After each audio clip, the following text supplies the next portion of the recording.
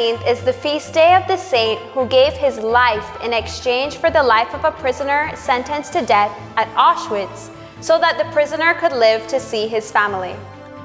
This spiritual giant and compassionate hero is the one after whom the foundation that reformed our prisons in the early 2000s was named after, Saint Maximilian Kolbe. In today's feature, the anniversary of the 4th year of his transition to his eternal home, we remember the life of Mr. John Charnley Woods, the man who not only fell in love with our beloved country, but also impacted many facets of our Belizean society, especially our prison system through the work of the Kolbe Foundation. Hello, with today's feature story, I am Tessa Habet. This feature story is brought to you by Brothers Habet Limited.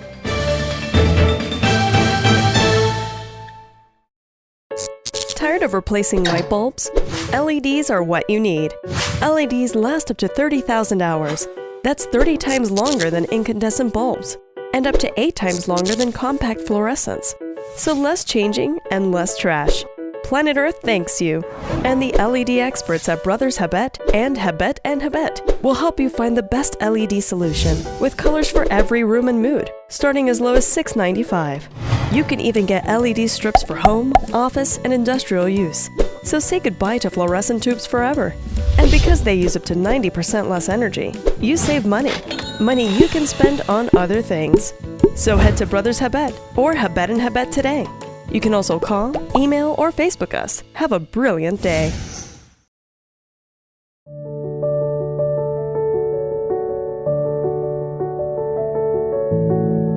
John Charnley Woods was born outside of Houston, Texas in the 1940s to Anne and William Woods.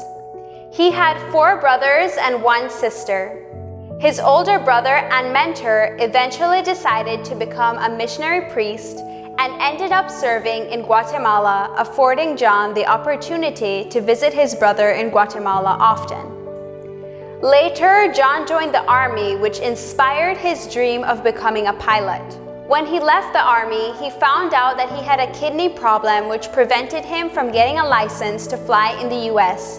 So his brother, who was serving in Guatemala at the time, invited him there. There, he got a license and became a bush pilot.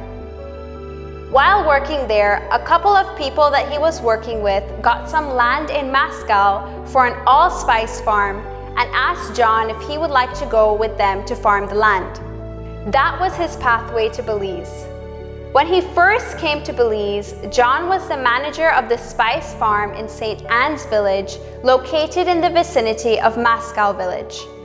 On the day he arrived in Belize, Woods met Marta Ordonez at Barclays Bank, and 6 months later they were married. Belize was home.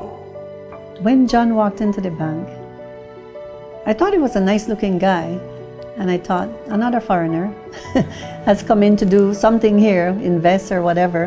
And but I quickly learned after he asked me out on the first date what a really sweet person he was always very, very charming, looked out for, open doors for you, that type of guy.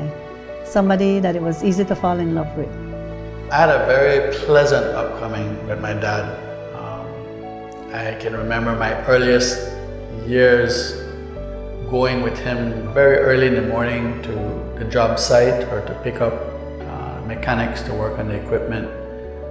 And he would help out my mom by taking me, because my sister was born just a year after I was born.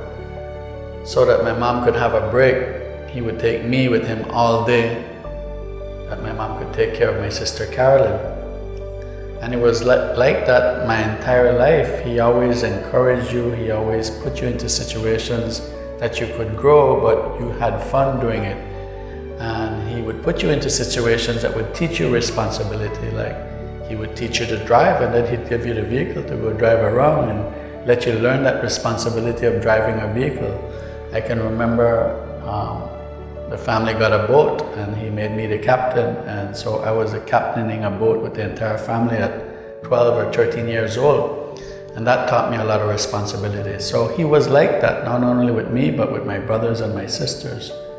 We always went to church. Church was not one of my favorite things as a kid, but certainly the belief that there was a God there was no doubt about that. Sitting in church was hard for a little kid like I was, but there was no doubt.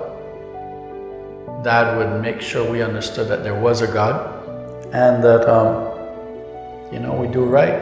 Dad not only believed in God, not only came up in a very Catholic life, but his hero was a priest, his brother, William, and Father Bill.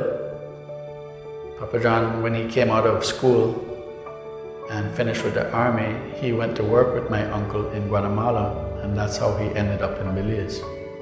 Through his practice of offering roadside assistance to everyone who needed it, he was connected with a business opportunity that became Cisco Construction. But before very long, tragedy struck this beautiful family, and John and Martha had to cling to their faith as they suffered this great loss. Our life up to April 93 had been wonderful, fun. We did a lot of things with our kids. We never even thought anything terrible could happen to us. Everything was going really well. And then in April 93, our 20-year-old daughter got into a really horrible accident. And when we got the call that night, we kind of just knew. Nobody said anything had happened. However, inside we felt this was not good. So we rushed to the hospital, and of course, my deep fears were confirmed. And so the days, the months after that were really, really very hard, terrible, indescribable.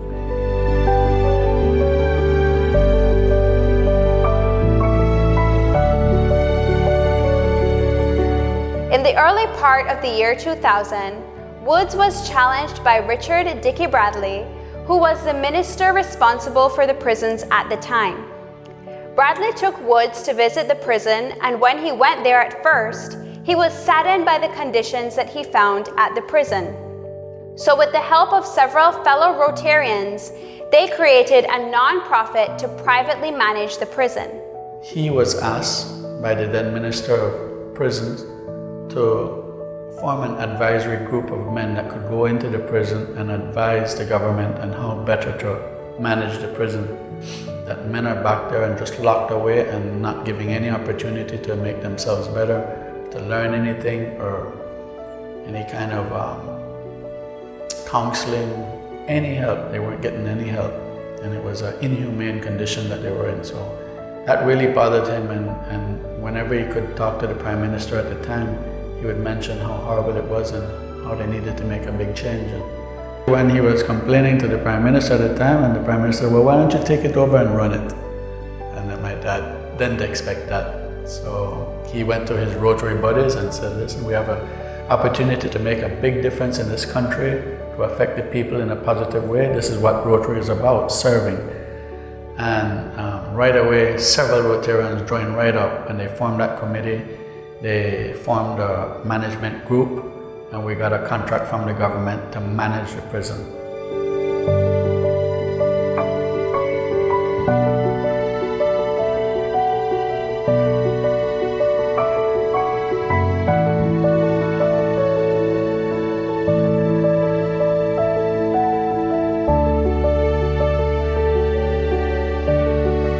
I can't remember exactly who advised him, but the name Father Colby came up, Maximilian Colby. He is a patron saint of inmates because he gave his life for a fellow inmate in Auschwitz. He was locked up in a German prison, and if an inmate would escape, 10 inmates from that same area would be killed. That was a punishment, so that would keep the inmates to make sure none of their fellow inmates escaped.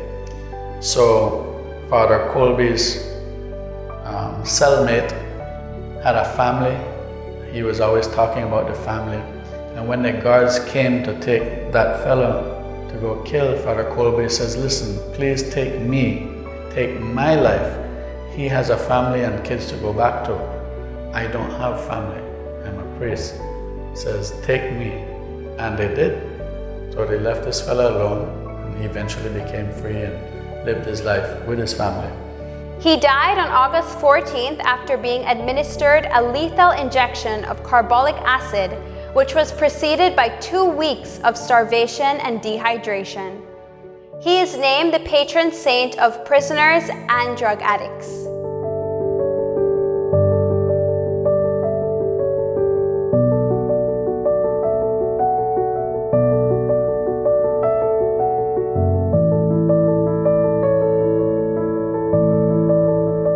The mission of the Kolbe Foundation was to create a secure, humane facility geared towards meaningful rehabilitation and reintegration. One of the things Kolbe Foundation definitely did is that they came with rehabilitation as one of the main thrusts. We created a mission statement that really is that's like the guiding light then. First, we had to make the place secure. When he went in, he was totally horrified. He had not expected to see what he saw. He could not believe that that was happening in our beautiful country. There seemed to have been a lot of warehousing taking place. There was about 900 prisoners with about 300 beds for them. So it literally meant that, if you didn't have a bed, too bad, you got to, weather the storm on the floor on a piece of cardboard box. If you do get one. There was a lot of stabbings, there was a lot of violence amongst inmates and staff. The prisoners would assault the staff, in some cases grossly as well. Then there was the issue of humane treatment. You treat people like an animal, you're going to get animals coming back out of the facility. So there were no sewer system for the prison. Everybody was using what you call slop buckets. So what the Belizean city people used to do in the good old days by throwing their slop at the sea was nothing new to the prison. These guys slept with their slop buckets for days before they got an opportunity to go and dump it. There was no potable water. They had to truck in the water. So you can imagine the mayhem when water cannot come because the truck breaks down. The kitchen was very unsanitary. So we attacked the humane part by trying to put in a sewer system, trying to erect a proper kitchen with all of the screen wires and everything to keep the flies and rodents out. Then rehabilitation, meaningful rehabilitation. We started to implement literacy programs, numeracy programs. There's a drug treatment program. Back in 2017, the last program that came on stream was one that is geared towards gang violence, where we get these remanded prisoners, because first the remanded prisoners used to just sit and wait. So if they're on remand for 3 years, 5 years, all they did was wait. They never participated in any program at all, whether it is work or rehab.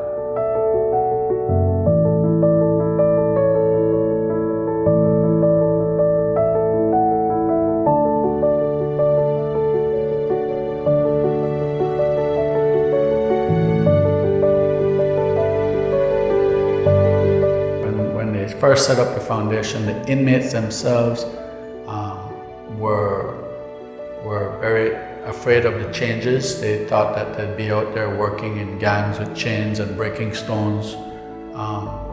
They thought it would be terrible. The guards that were there at the time didn't want to change. They liked how they were operating at the time. So they were hostile. So there were times there it was very risky. There was a couple riots. I can remember my dad would be there at every one with the police or the BDF to try to calm things down. But very quickly did the inmates see that the changes were all positive. The first thing they improved was the food, make sure that the food was better. Then they brought in beds so that everybody could sleep on their own beds, because a lot of men were sleeping on floors. Immediately they started to construct more cells. so that it wasn't 12 men in a small little box. They got plates so that men didn't have to eat out of their hands or eat out off of a cardboard paper. So the improvements were very quick, and the inmates saw that this was for the better. The place, sanitation-wise, was terrible. The toilet was a bucket, and it was just thrown right outside the window. There wasn't any kind of a system to take it away. Cats everywhere. There were cats everywhere, climbing all over the food. The way they cooked the food was not sanitary at all. So it was terrible. My dad would always say that, you really didn't have to do too much to improve it because it was so bad. When he took on the prison, he took it on under two essential principles. One, he said that the employees that Colby hires will be strictly Colby Foundation employees, and their terms and conditions of employment will be devised by the Colby Foundation, and it will be in line with the labor laws of Belize, so that we don't have to be going through hoops and loops to get rid of corrupted staff and those kinds of things that plagued the prison back then. And the other principle under which he took on the management is that Colby Foundation would not participate in any capital punishment. In other words, if there was a hanging to be done, because hanging is still on the books, then it will have to be spearheaded by the government of Belize, not by the foundation itself. He also put up additional infrastructure such as a clinic, a library, a conference room, and classrooms. Education is a central component of prison life for minimum risk inmates who now learn to read, English, and arithmetic, and participate in the work program, which teaches inmates job skills through the on-the-job training. Rehabilitation programs were also introduced. Programs such as drug addiction treatment programs, spiritual programs, and vocational programs where prisoners learn skills with respect to carpentry, metalworks, and more.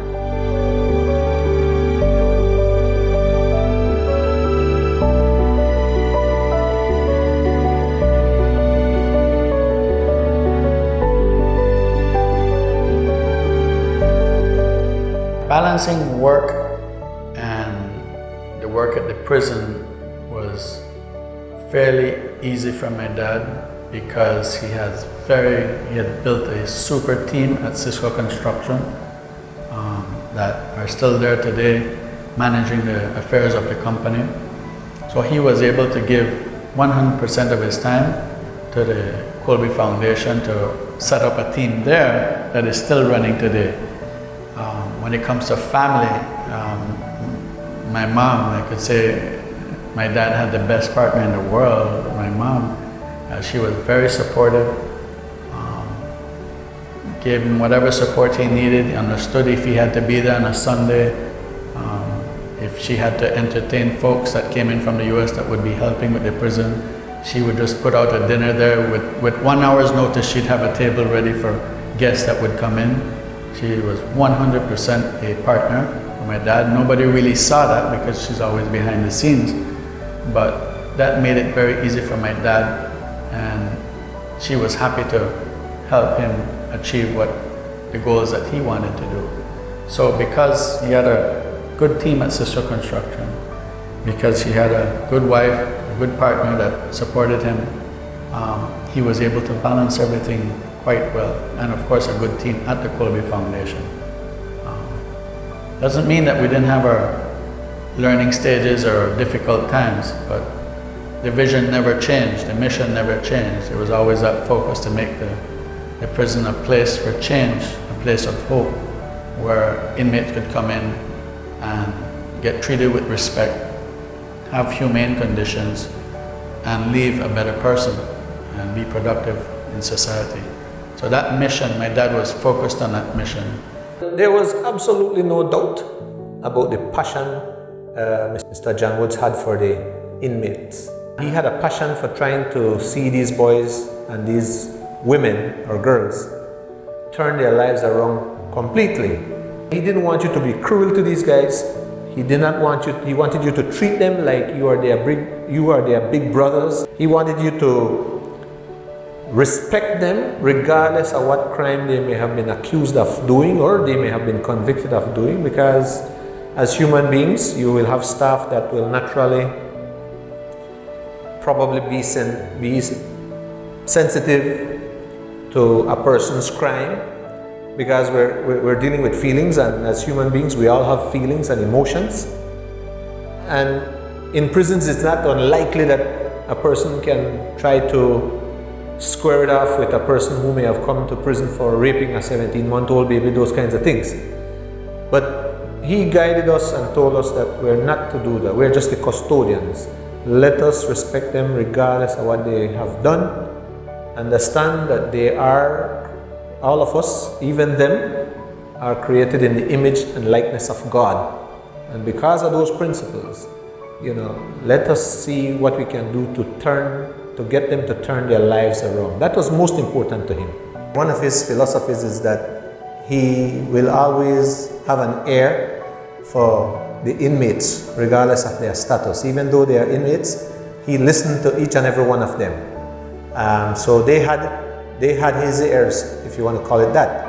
And we have carried on with that legacy in the sense that prisoners call me all hours of the day and even in the night. And not only the prisoners, but their loved ones can call me too, because I get phone calls from mothers, sisters, girlfriends, wives, those kinds of things. Where if they have a concern and they're worried about their loved one in prison, they can call me and I will answer my phone. I never shy away at answering them. As a matter of fact, what I do, I save their number in my phone so that I have it for the next time. So when I see a call coming in, I know exactly who I'm answering. But that was a philosophy of Mr. John Woods, that he must listen to these guys regardless of what their situation is. We don't want to stop that.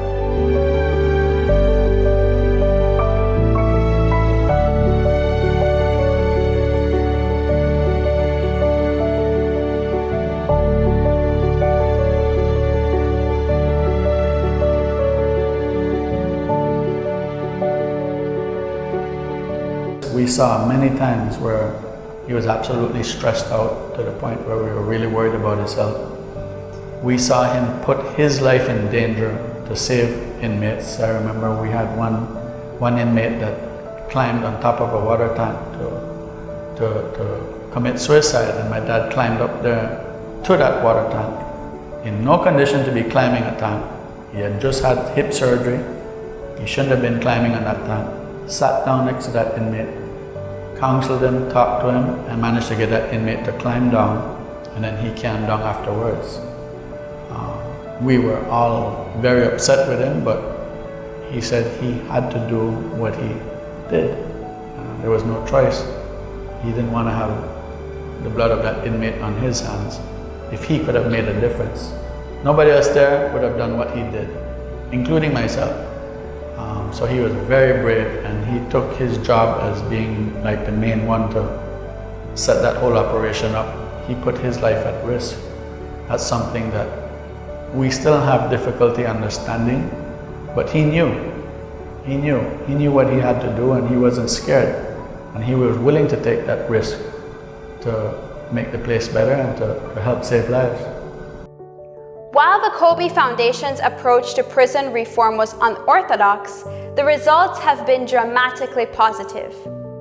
Woods, in transforming the prison, received international recognition. Ronald Nickel, former CEO of Prison Fellowship International, noted that Woods was able to accomplish a reoffending rate that was far below that of any other nation. His love for those he served at the Belize Central Prison went way beyond their time at Belize Central Prison. Many found employment even after prison with Woods as he adopted his business model to accommodate them.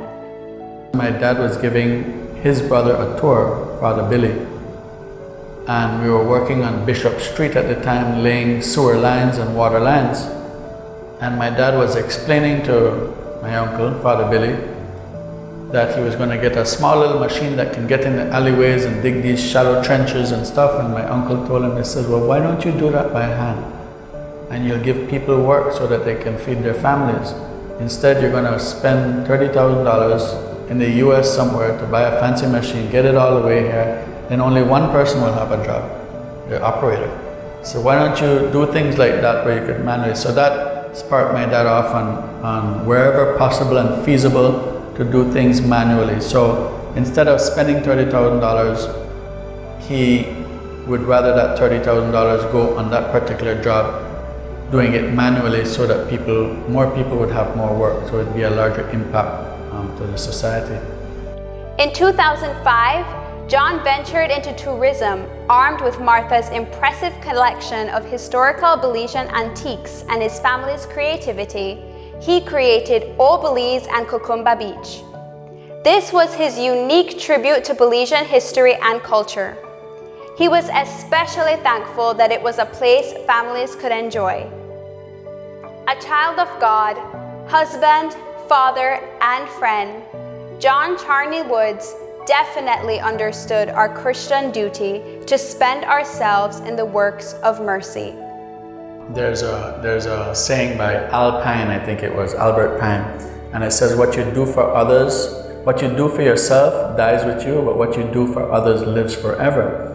And I like to think about the company and everybody that's worked in the company, how it's improved them, how they were able to make a living and improve themselves, capacity build them for themselves.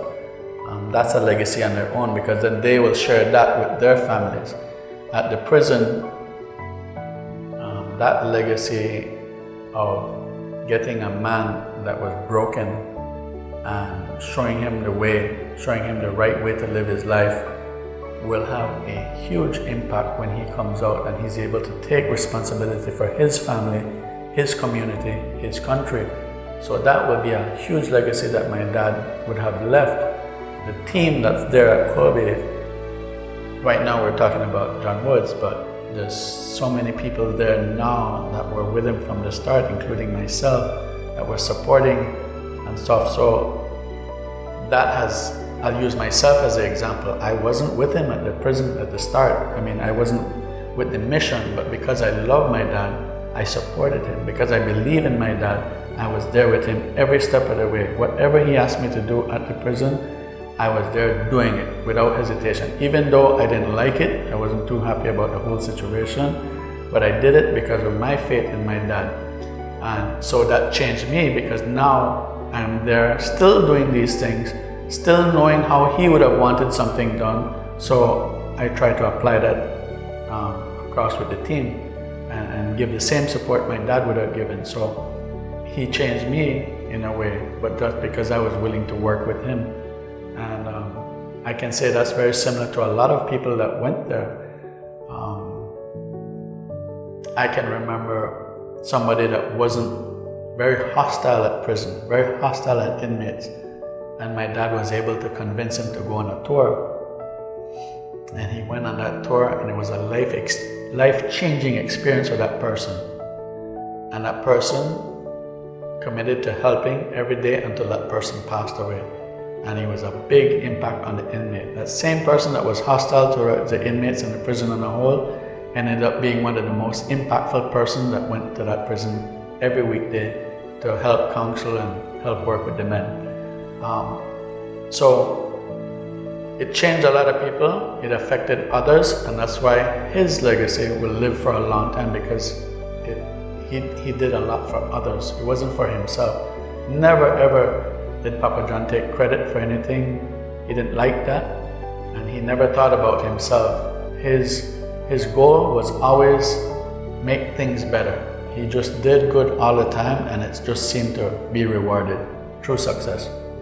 He changed the whole policy of visits, because if you go by the prison rules tells you that visits for adult prisoners is really once every 2 months, and visits for young prisoners, which stops at age 21, is once a month. But Mr. Woods, he implemented a policy where he's saying, hey guys, listen, in keeping with our humane aspect of our mission statement. It cannot be humane if you're going to allow a family only to see his or her loved one once a month or once every 2 months. That's not making much sense at all. So we implemented a policy where we allow you to come and visit your loved one every day if you can so afford. And then we do the family day visit just as a little bolster, for that visiting. So you would have that opportunity to sit your baby on your lap, at least be in physical contact with your wife and your mother and try to show some affection while they're there for that 8 hours or 9 hours, whatever the case may be. So, but that was a very smart thing, and it works. It works very well because it also allows the prisoner to look forward to going home, and they also behave very calm in the prison, trying not to get into mischief or what you call break prison rules to lose that wonderful opportunity. They look forward to family days.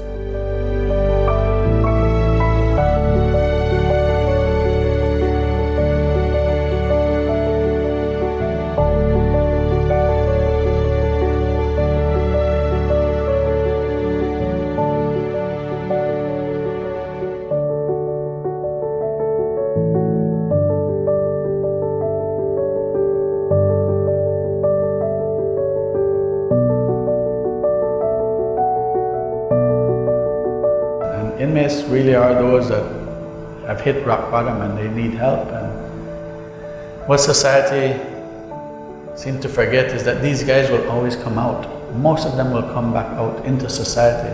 So our goal is that when they come out, they are productive citizens doing positive things, not negative things. That's our main goal. And that's the push behind all our rehab efforts and all the sessions with therapy, is they have to have their heart, because they have had a lot of hurt too. Things were done to them as children that caused them to do bad things when they became adults or even teenagers. So you have to get to the root of the problem if you expect them to have true change and want to do better. They have to have some kind of consolation on their hearts, some kind of healing in their hearts. And that good team that we have, our guards, I must applaud our guards. Our guards are a lot more than guards. They're like uncles, they're like father figures, they're like good examples for these inmates. So whenever I pick up an ex-inmate, somebody that has left the prison, and I talk to them, and I said, what is the best thing we're doing at the prison? He says, the way those guards treat us, with respect. So that's the best thing we're doing at the prison, because they never had that. A lot of these guys that are in prison never had that good example to show them what's right. And my dad was a great example too. We have a lot of successful inmates that are still in the society. I have a few on my head as you talk. I can remember a guy who had gone to prison 33 times before, convicted. He was a chronic drug user, drug addict. And I remember when it was time to consider him for parole, the parole board was hesitant because they thought that, this guy will never change. 33 times convicted, mostly drug-related charges. How do you teach an old dog new tricks type thing, But his parole was denied a couple of times, and then one last time he reapplied and the board considered him dead. And that was back in 2007. And he was approved parole, and right now he does ministry at the prison. Amazing. And he has not been back to prison since 2007 after he was paroled. He completed his parole and he continues to hold strong. I know of another guy, he got paroled in 2012. Again, chronic drug user. Today, he's offering spiritual program in the prison. He's teaching a program called Journey to Freedom, which is a powerful program. It's one of those rehab programs. There's quite a lot.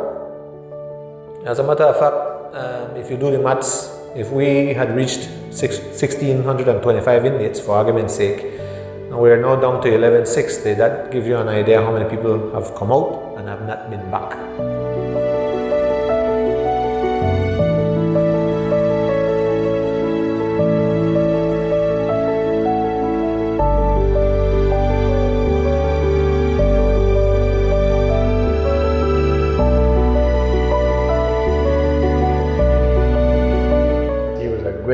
as a daddy, he was a great example as a boss, great example as a father, as a husband.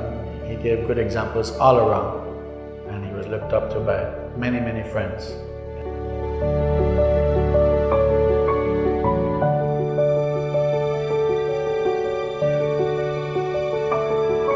For I was hungry, and you gave me food. I was thirsty, and you gave me drink. I was a stranger, and you took me in. I was naked, and you clothed me. I was sick, and you visited me. I was in prison, and you came to me. Most certainly I tell you, because you did it to one of the least of my brothers, you did it to me. Matthew 25, verse 35 to 40. Well done, good and faithful servant.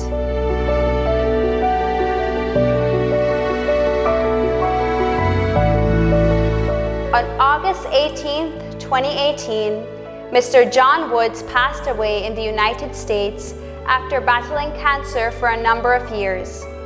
He was 75 years of age at the time of his death. He is best remembered as a humanitarian, a man of God who always put others before himself and always strived to do what was right. Just like the namesake of the Kobe Foundation, Mr. John Woods is an example of selfless service that gives and does not count the cost. Our country is grateful for the generosity of John Charney Woods, who shows us the merciful face of our compassionate Father through his life work. We ask for the intercession of St. Maximilian Kolbe that through his prayers we may also engage to work strenuously for the glory of God our Father, to feed the hungry, give drink to the thirsty, to clothe the naked, to shelter the homeless, to visit the sick, to bury the dead, to instruct the ignorant, to counsel the ignorant, to admonish sinners, to bear wrongs patiently, to forgive willingly, to comfort the sorrowful, to pray for the living and the dead, and so be made conformable to his Son in death. And that's our story. Thanks for watching. This has been a Guadalupe Media production. For this and more feature stories, you can follow us on Facebook, subscribe to our YouTube channel, or view on Guadalupe Media Channel 96 on CCV or Channel 64 on CBC. You can also tune in on the radio in your car, home, or office at 101.9 FM, and please be sure to download the Guadalupe Media radio app from Google Play or the App Store. Our Blessed Mother, lead us to Jesus.